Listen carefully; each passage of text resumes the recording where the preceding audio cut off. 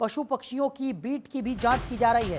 प्रयोगशालाओं में इन जांच को कराने के निर्देश दिए गए हैं। पशुपालन विभाग ने अफसरों और डॉक्टरों को अलर्ट पर रखा है। तो पोल्ट्री फार्म और प्रवासी पक्षियों पर विशेष निगरानी के निर्देश दिए गए हैं।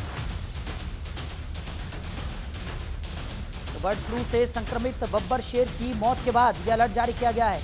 गोरखपुर चिड़ियाघर से इस शेर को कानपुर लाया गया था।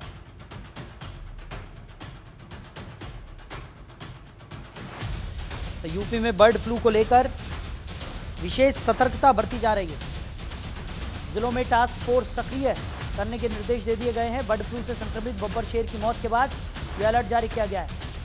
तो गोरखपुर चिड़ियाघर से कानपुर बब्बर शेर को लाया गया था।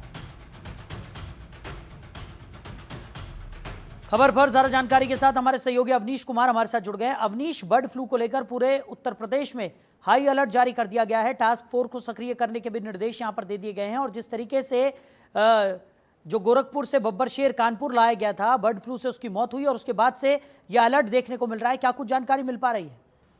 जी बिल्कुल, देखिए गोरखपुर में बब्बर शेर बर्ड फ्लू से संक्रमित हुआ था और उसको कानपुर इलाज के लिए लाया गया और इलाज के दौरान उसकी मौत होती है।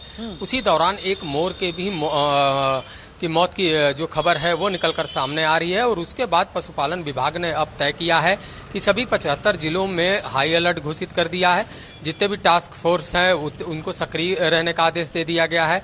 पशुपालन विभाग से संबंधित जो अधिकारी हैं, कर्मचारी हैं, डॉक्टर हैं, उनको अलर्ट पे रहने के लिए कहा गया है। और इसी के साथ ही जो पक्षियों की बीट है उसकी जांच प्रयोगशाला में की जाएगी। और जो खासतौर पे पोल्ट्री फार्म हैं, प्रवासी पक्षी हैं, उनकी भी जांच की जाएगी। उनके ऊपर भी विशेष निगरानी रखी जाएगी। तो ये सभी आदेश पशुपालन विभाग की तरफ से कर दिया गया है, क्योंकि पिछले 2 दिन से लगातार बर्ड फ्लू को लेकर अलर्ट रखा गया है।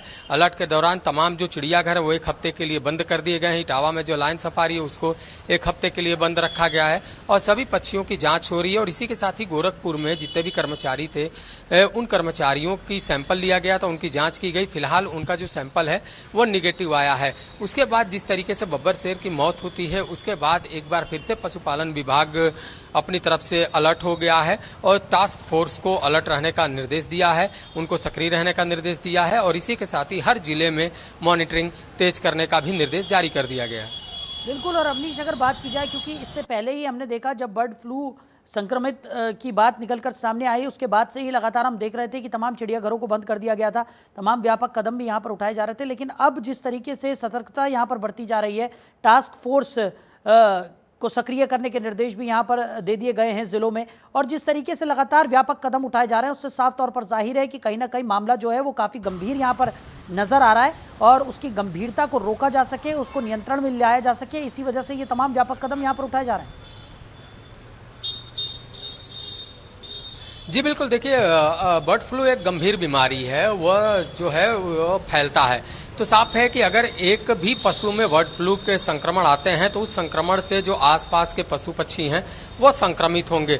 उसी के साथ ही जो इंसान होगा वो भी संक्रमित होगा और यह जानलेवा होता है। ऐसे में पशुपालन विभाग ने अपनी तरफ से निर्देश जारी कर दिया है कि इसमें किसी प्रकार की लापरवाही नहीं होनी चाहिए। बर्ड फ्लू के बारे में पूरी जानकारी हो गई तो उसके बाद जो है डॉक्टर्स हैं, जो तमाम जो अफसर हैं वो इस पर विशेष निगरानी रखेंगे। जितने भी पोल्ट्री फार्म है, खासतौर पर जो प्रवासी पक्षी हैं उसके ऊपर निगरानी रखेंगे ताकि किसी भी प्रकार से इसको फैलने से रोका जा सके।